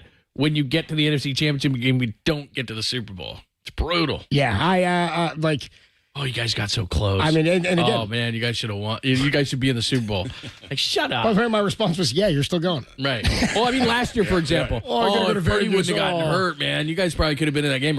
Or, after the year before, if Jaquaski Tark gets that interception, I'm like, I know. I got it. I was there. We saw I it. was there. Oh, man, Dan Campbell. I wonder if he's going. 415-808-KNBR, 808-5627 is the number to call. Mr. Dan Gamble. Let's go to Chris. Chris is in San Francisco. Was Chris also at the 1957 NFC Championship, or are we just mislabeled here? Chris, you're in the Sports Leader. What's up, dude? Yeah, like that previous caller, I was a 13-year-old with my dad at the 1957 game. I'd stood in line for over 2 hours the day before in the rain to do end zone tickets. And I went to the game with my dad. And it's funny, today when the Niners fell back 24-7, I kept thinking, hey, it was 24-7 and 57, and the Lions came back. So I'm a diehard Niners fan. I have season tickets to the Super Bowl years, but that kind of calmed me because normally I'm a frazzle. I mean, I just go berserk. But it had a calming effect knowing that, hey, maybe there's some symmetry in what's happening here. So, yeah. It was. Very cool, dude. Chris, how cool is that, man? How cool is that bookend for you, beating the Lions on this end of it, man? Thanks for the call. Appreciate you, man. Hope you enjoyed the game today, and hopefully we all enjoy the Super Bowl and a rematch with Patrick Mahomes. How you feeling now, Dennis? Sinking in this thing now for a couple of hours. I feel good. I mean, I really feel good. I think these guys, we have all these alumni walking around. Jerry Rice is here. Joe's here today. Brian Young. I mean, these guys, Charles Haley was here today. There's nothing but Super Bowl rings walking around. And we've been around the entire week. These guys are at practice. They're in the locker room. So now, I mean, these guys have seen. I mean, we've kind of showed them kind of what the expectations are being a 49er. Now they have an opportunity to bring a trophy back to the family. So I feel good. I'm happy for these guys. And, now, we celebrate tonight, maybe a little bit tomorrow, maybe just a little bit more on Tuesday. Then you got to get back to work. I mean, you really have to get back to work and understand now you got to play. I know we want to talk about Mahomes, but you got to play a very good Kansas City team. But enjoy this, and this is what you work for. This is what you work for. Yeah. Let's go back out to the phone lines. That guy was at the game, dude. You're on the Sports Leader. What's up, man? What's up, fellas? Yes! Let's go. Guess who's back? Let's go, back in the bowl. The Niners are back. Guess who's back? Niners. We had a whole lot of superstars at Levi's tonight. Yes, sir. What is up? Hey, so real quick, rest in peace to my man James's mom. Oh, my dad passed away 2.5 months after the Niners won their last Super Bowl against the Chargers. So his last memory of football was the Niners beating the Chargers 30 years ago. So rest in peace to my man James out in Alabama, his mom. And then just real fast, I was telling the guys around, I was sitting up behind the Lions bench, a bunch of obnoxious Detroit fans when they were up 24-7, and I was screaming. You can tell my voice is gone. Yep. I was screaming, remember 57. It was split. all the Lions fans are, what is he talking about? Remember Hey, that guy, 57? what a great call, man. What a great call to tie it in. And we're all thinking about James's mom and our caller from earlier. Again, this ties into a lot of people, and a lot of people it hits home for. So I'm so glad you were able to empathize a little bit, man, and associate that. What a fun call. And I know everybody's feeling it's a wave of emotions, man. It comes and goes. I keep thinking I'm going to get home and I'm going to wind down. There's no way, dude. I'm tying one on. I'm going to get hammered tonight without question. Let's go out to, hey, Nick was at the game. Nick's a Lions fan. Nick was at the game. Nick, I got to tell you, man, one, I respect. Two, a lot of people were I heard Niner fans who were chastising, not like going at him, but saying things like, well, it's their Super Bowl being here. And I thought, you know what, man? As a San Francisco Giants fan, I had a grandfather, I had aunts and uncles. We'd never seen a World Series title.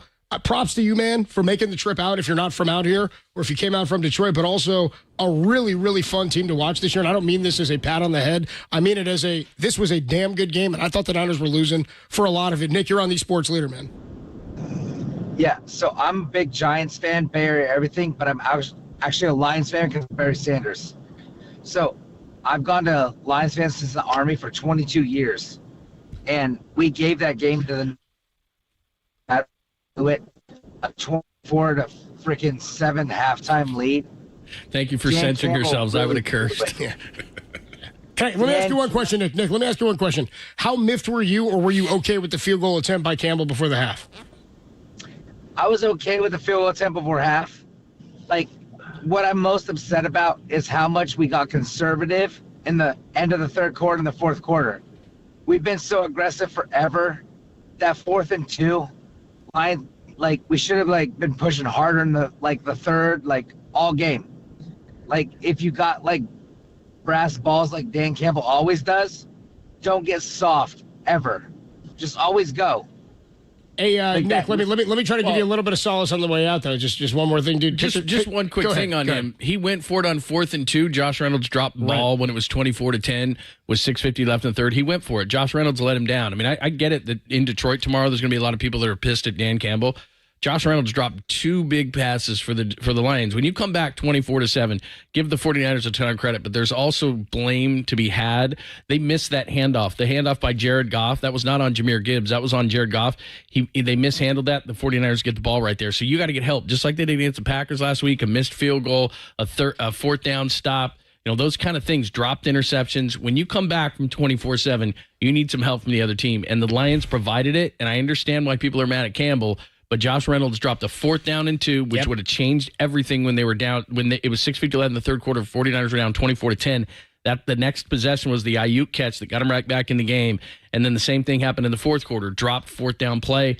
49ers get the ball and score. So look, players play, coaches coach. I wouldn't get on Dan Campbell about this. I'd get on the players for not executing plays down the stretch and helping the 49ers win the game. Tyler Crickle checks in on the YouTube chat and says the 3rd and goal run at the end of the game from Campbell was wild. Yeah, bizarre. I mean, again, somebody else's meathead mentality. Real quick to Nick, though, the Lions fan, who said he is a San Francisco Giants fan from here. The only solace I can give you is, hey, man, pitchers and catchers report in just a couple of weeks. First spring training game going to come into your airwaves right here on the Sports Leader coming February 24th. So, Nick, you can turn the page quickly to San Francisco Giants baseball now that the Lions are out. Let's wrap up the calls here. Mark was at the game. Mark, what's going on, man? You're on the Sports Leader.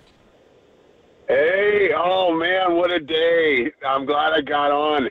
First off, on behalf of all 49er fans, if I can be so presumptuous, I think we got to start a fund and get a big plaque and a key to the city for Dan Campbell for going for it all those times on 4th down. I was like, please go for it, please. He could have put us away. When the other team's going, don't kick the field goal, I didn't want him to, because that just situationally that it seemed very unwise to me, and I really think that was the whole game hinged on that, in my opinion. Secondly, just real quick, all season I've been not liking this front runner thing, and then when they're on script they look good, and they get punched in the mouth, they kind of fall apart, and I feel like we watched 2 things happen today. One, we saw Detroit get kind of punched in the mouth, so to speak, and they're learning, they're new, they're trying to get over that hump, fight off those demons, because they got jittery and shaky, and they lost. And I think last game and this game, we just watched the 49ers grow out of that. And I was thinking this is the game to see who loses to the AFC, because they seem tough and gritty. They're good at championship kind of football with the parity in the league. But now I think the 49ers, although KC, I think still should be a favorite, I think the 49ers got a real shot now. I think they grew big time in these last 2 games. I'm feeling pretty good, man. Hey, wait, real quick, just you were obviously dialed in, but I saw some people checking in. You got a nickname for the Brandon Ayuk catch? People were calling it the bump. What are we calling that thing? What do we call it? It's going to have a nickname. It's got to. Oh, he's dropped off. We lost the call. You guys thought of one? You got one? No. 808 KNBR. What are we calling that catch, man? How is that going down in lore, in 49er history? We will. You got one, Tim?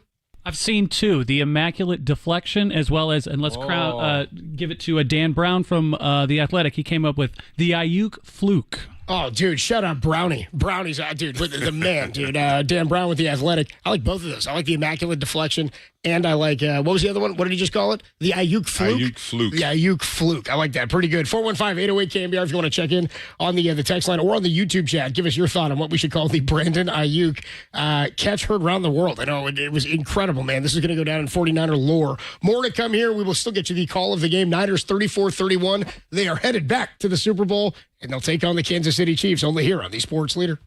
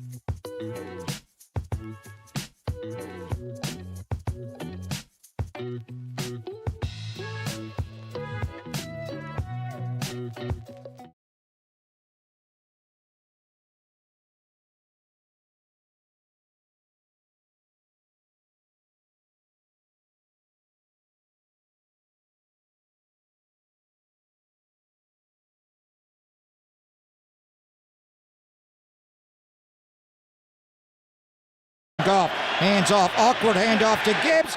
Ball! He fumbled the ball!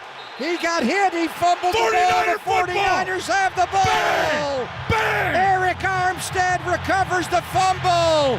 Not a clean handoff by Goff.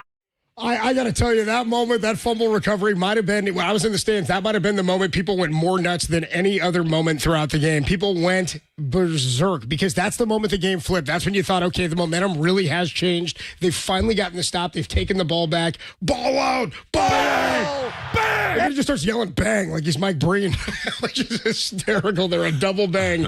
Adam Copeland, Super Bowl champ, Dennis Brown, John Lund here with you live from Levi Stadium here on the Sports Leader. Niners headed back to the Super Bowl after Brock Purdy with an incredible second half. Brock Purdy's second half. We gave you the numbers just a few minutes ago. I'll give them to you again here. In the first half, 7 of 15, 93 yards, no touchdowns, a pick, and -1 rushing yards.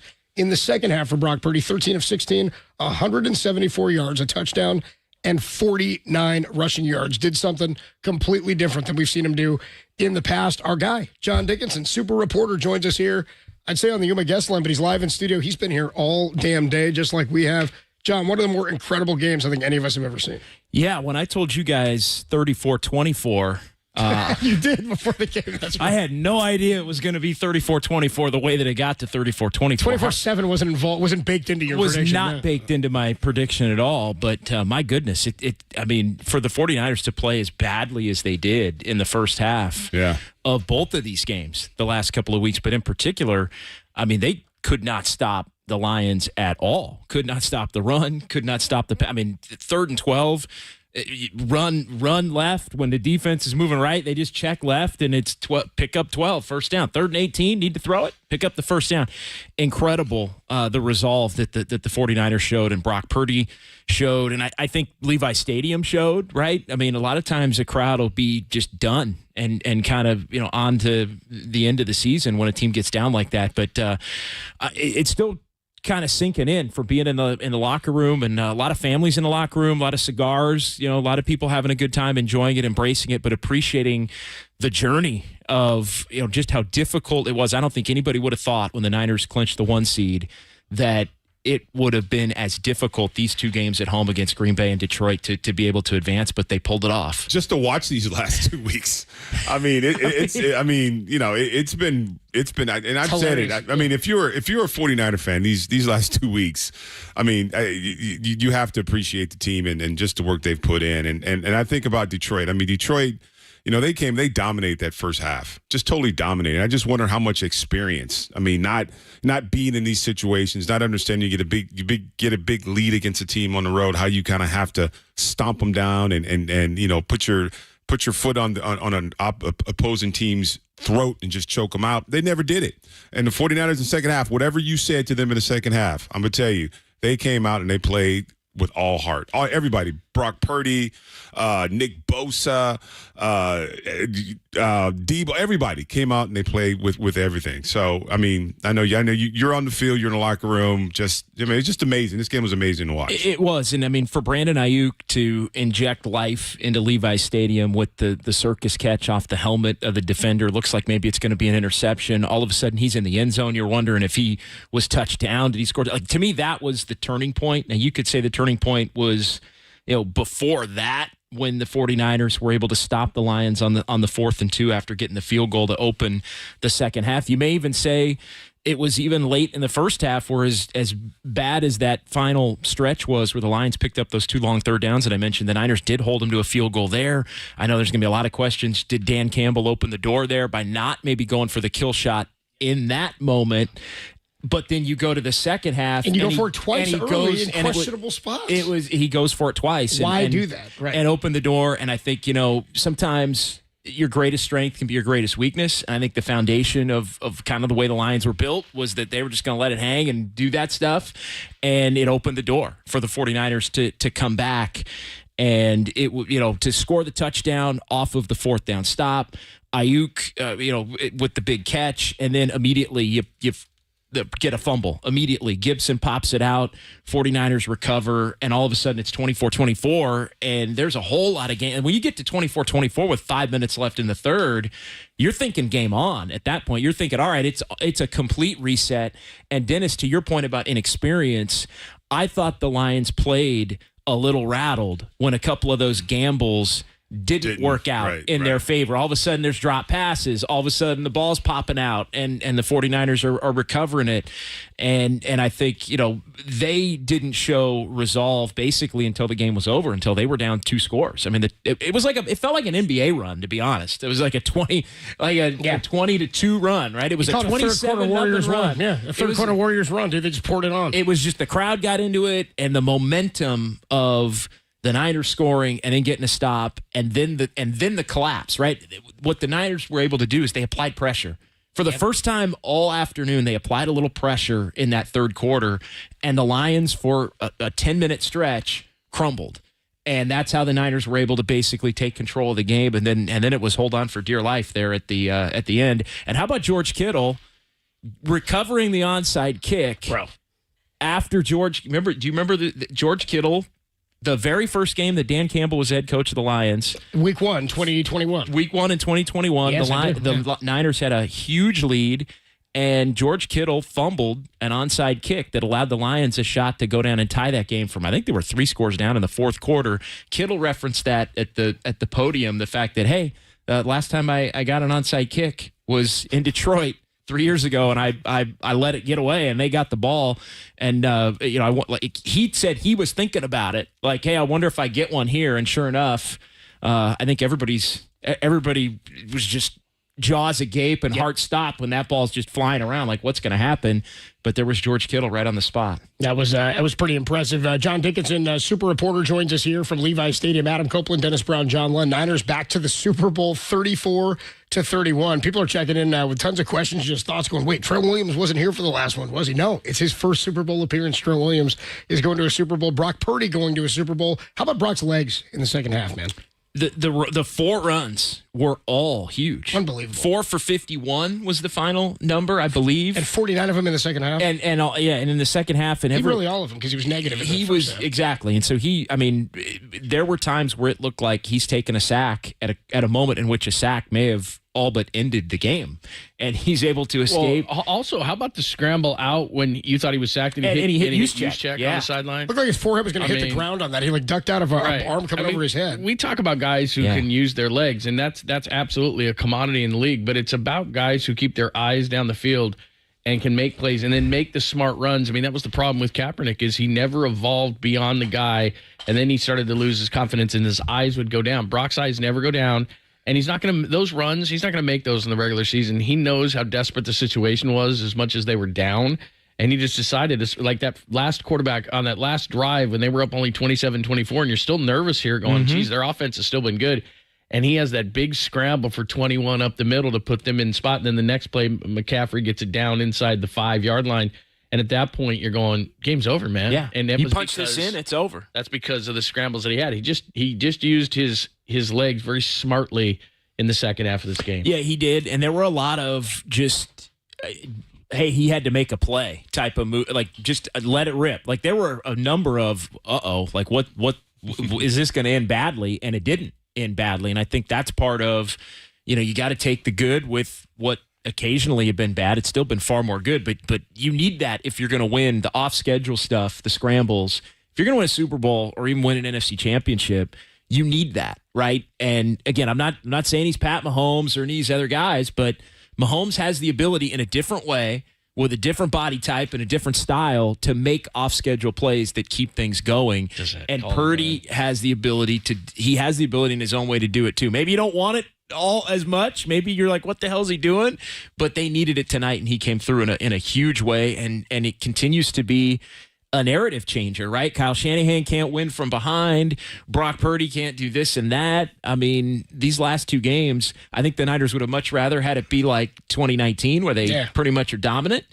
But they've showed a little of the moxie and a little of the toughness and a little ability to win a grimy game that we didn't know they had in them, which I think in a way may prepare them for the Super Bowl better than had they just kind of romped through these last couple of weeks. But the Chiefs are a whole different animal. Yep. Yeah, you remember the movie The Fan with Robert De Niro and Wesley Snipes? He's like a San Francisco Giant. He's like that lunatic, like knife salesman. The hey yo Bobby.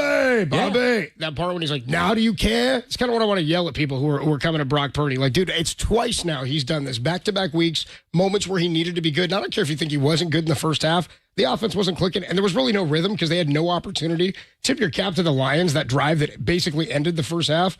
What was it, a 16-play drive or something? Yeah. It took nearly 5 minutes off the clock. It was a really impressive drive to go into the half, even just picking up the 3 points to make sure the Niners didn't get an opportunity yet again. Many people are checking in here on the YouTube chat, and John was saying before the game, you said, John, these are the games where you end up with legendary moments that go down in history, where people get etched into history. And you said there's plays, there's big situations, whether it's good or bad. The play today that everybody's going to walk away with is Ayuk. The Brandon Ayuk catch. We're looking for a name. People are calling it the Immaculate Deflection. Dan Brown of The Athletic had a great name. He called it the Ayuk Fluke, which I like. That's a pretty sweet one. That might catch on. What were your thoughts? We had a texter checking in, Aaron, saying, can we talk about that flag that got picked up, the DPI that gets picked up on that? And it's just a funky play, a weird play, but that's Brandon Ayuk's. We see him do crazy acrobatic things like that all the time. No, and I mean, it was in a moment in which the 49ers really had to have it, and an interception would have been fatal. And look at that picture. He caught that pass. Exactly. Like, have you seen this picture? This was a brand. Yeah, I can show this to the listener, but exactly. I mean, look at that. He caught that, and that's exactly it's incredible. Look at that. Look at somebody got a great in the picture. face. I mean, it's like. Hit him in the face. I mean, it looks like an interception. 29 has to catch that. But again, it's just like the Packers. You know, they had a 4th and 1. They actually, I think, got the first down on the 3rd one, but they dropped 2 interceptions. They miss a field goal. I mean, I'm not taking away credit from the 49ers in any of these games, but Dan Campbell missing the 4th and 2, down, up 24-10 on their first drive of the second half. This opportunity that Brandon Ayuk gets, the guy's got to pick that ball off. All these situations in which, happen, you get help. Jared Goff, Josh Reynolds dropped a couple of passes in the second half. They helped you, but they took advantage of it. And once that momentum got rolling, and this is something that we talked about with Dennis before the game started, experience matters. And I think what started happening, I don't know if people saw this, but Chauncey Gardner-Johnson in the first half is doing this, and he starts to wave at the crowd. Dude, it's the middle of the second quarter, and you're up 21-7. And you're playing for a franchise that's never been to a Super Bowl and had a lot of bad things happen. And he's supposed happen. to be a leader. So what's happening at that point is all his young players are looking at him going, well, geez, I guess in the middle of the second quarter, up 21-7, the game's over. Well, from that point forward, okay, the half happens. It's 24-7. They came out, they got the field goal to start the second half. But when they missed that 4th and 2 and Reynolds dropped it, and then the next possession was Ayuk. Yep. They got the fumble in the next possession out of after that. And then it's tied in a blink. Then Detroit goes 3 and out, their first 3 and out of the game, and then Moody gets the field goal. I mean, it just started to snowball on them, and I just think they didn't have the experience to pull it out. And I'm looking at the 49ers' second half possessions, and maybe you guys have run through this. Field goal, touchdown, touchdown, field goal, touchdown. So they went on every possession except for the final one where they were able to run the clock out. And by the way, the 49ers executed that perfectly. Yeah. And again, I know it was to be able to run a couple of plays that were going to take enough time off the clock to where you got it down to where yes, it was 4th down, but it was a 4th down where you basically could bleed it and then kneel. That was it. Yeah. Because there was a difference of 2 seconds or something. At first glance, you're thinking, there could be maybe 15-ish seconds, depending upon how you run it. And then in that situation, maybe Wisnowski's got a punt, something crazy ends up happening. But I thought, small thing. But for all the discussion about clock management and the like, I think the Niners really executed that very well at the end of the game. But the second half, they did what I thought they had the potential to do all afternoon. That was the part, I think everybody was stunned at the way that the Lions dominated offensively and just ran the ball right at them and just kind of just had their way, right? Did whatever they wanted. But I was surprised at how unsettled the 49ers offense was in the first half. I thought if the Lions were going to score 24, the Niners were going to be right there with them, maybe with 17. Right. And that was the part that kind of made me think, what is going on here? But for them to go in the second half, field goal, touchdown, touchdown, field goal, touchdown, that was more like I thought the game would play out. And they had to work hard to get it. But as things loosened up and the pressure was put more on the Lions, you started to see a few more plays open up, whether it was Kittle, Whether it was McCaffrey with the run in the second half, it just, Debo had a couple of big plays. And so once the game loosened up and the 49ers offense didn't seem so strained, that's when I thought they had action, because it actually felt like, okay, worst case scenario, this thing's going to be a shootout. But at least the Niners can go down, and you have the confidence that their offense was rolling. That it just looked like the Niners were never even going to get a chance. 3 and out, 0 to win yards a to the shootout. punt. I was like, they're not going to have the opportunity. And then, sure enough, they get the stops they need on defense. And once that started happening, and John said this, when the Niners play their best game, nobody's going to stop them. John Dickinson with us here at Levi Stadium. Appreciate the time, man. Thanks so much. Yeah, thanks for having me, guys. What a day. And, on to Vegas. We'll see you in Vegas, dude. We'll see you in Vegas. All right. Somebody's got to watch JD in Vegas. I mean, seriously, under the radar. Like, everybody's like, who's going to watch you? Who's going to watch Papa? Dude, JD.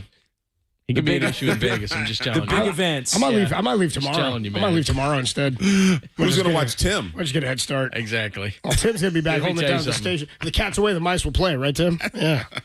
There's 10 days in Vegas. The last 2 times the Niners have been in the Super Bowl, 10 days in Miami, 10 days in New Orleans. This is probably going to be worse. Seriously, I don't think I've ever stayed in Vegas more than like 4 days. Better. Whoever stays in Vegas. I don't even mean from a lose or Hear me out. win. I'm just saying, like, by the time I left New Orleans, like, can I please go? Nah, come on, dude. We're going to empty the tank, John. Come on. Fill You it empty the up. tank in Vegas in like 4 days. I live for it, man. Like, I'm ready to go right now. Like, I gotta go to bed right now. We're leaving Gotta get tomorrow. some Come on. sleep. Let's leave tomorrow. Let's go Need some early. sleep. Let's get in. Let's grease the skids. Get everybody ready to go. Gotta get ready. When we come on back, we'll get you the call of the game, and then we will sign off here. Niners are headed back to the Super Bowl to face Kansas City and Patrick Mahomes yet again. We will get more into that over the next couple of weeks. Of course, we'll get you the call of the game after this. From Levi Stadium, Niners 34-31 over the Lions on the Sports Leader.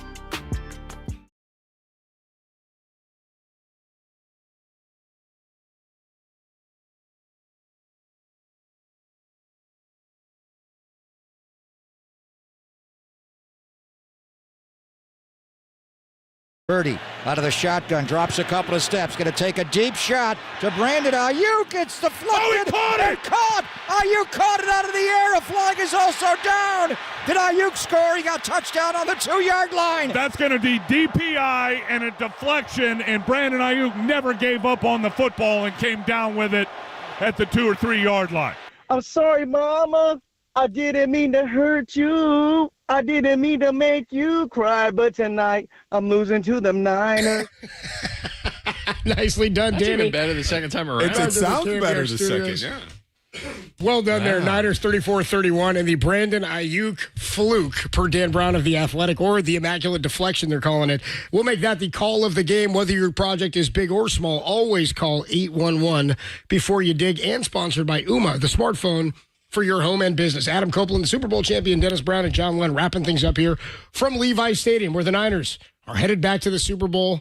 They've lost the last 2 times, and they will face a familiar opponent in Patrick Mahomes, who's looking to make it back-to-back Super Bowl victories, and a guy who just keeps, he's just putting pelts on the wall as far as his career goes. So Niners get a couple of weeks off, and then they'll take on the Swifties down in Las Vegas. We'll be on hand for that. Final thoughts on this one, guys. Dennis, again, you and I were sitting here together at the end of the first quarter. We were not in a good place. Not in a good place. And then this team, again, you find a way to win, and that's a good football team, and that's a team with some experience, some veterans on the football team that come out in the second half and say, we ain't going out like this. We're at home, we're in front of the faithful. We're going out, and we're going to just dominate. I'm talking dominate the second half. And they did it. So now you have a chance to compete for a championship. And that's what it's all about. And that's it. I feel good about these cats. I feel good, too. How you feeling, John?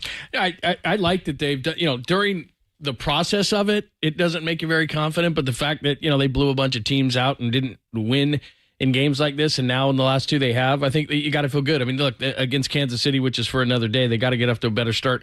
Patrick Mahomes is the guy that if you leave too much time, I think he can come back and things. But Brock proved over the last couple of games that he can do this, and the team proved it, and I think it gives them a ton of confidence. And look, they're going to be thinking about that jet wasp and all that kind of stuff, and this is a great night, but they're going to switch their view pretty quickly on this whole thing, because they didn't just want to win an NFC championship. They did that in 2019, and you know this, Dennis. It's all about winning the Super Bowl. So now, have fun tonight. They had a great party. The locker room was absolutely lit. It was a lot of fun. I think the faithful should feel great. They helped the team win this game. They don't win this game if it's on the road like last year in Philadelphia or the year before in LA. They won this in part because this crowd was so great. So give yourself a pat on the back, too. You're one of the reasons why they're going to Las Vegas. But now, like as of tomorrow when they wake up, it's time to win this thing. We are going to sign off here from Levi's Stadium. We'll be back with you, of course, for all our programming tomorrow. Murph and Marcus live at 6 a.m. until 10. John and Papa will take you from 10 until 2. Myself and Tom Tolbert from 2 until 6. And then Kerry Crowley with you on Sports Phone KNBR, getting all your thoughts on the Niners back into the Super Bowl after one of the most incredible NFC championships any of us have ever seen, and maybe looking at one of the biggest in terms of star power Super Bowls anybody can remember. For Dennis Brown, the Super Bowl champion, John Lund, I'm Adam Copeland. The Niners are headed back to the Super Bowl 34-31. They are NFC champs yet again, and it all happens right here on The Sports Leader.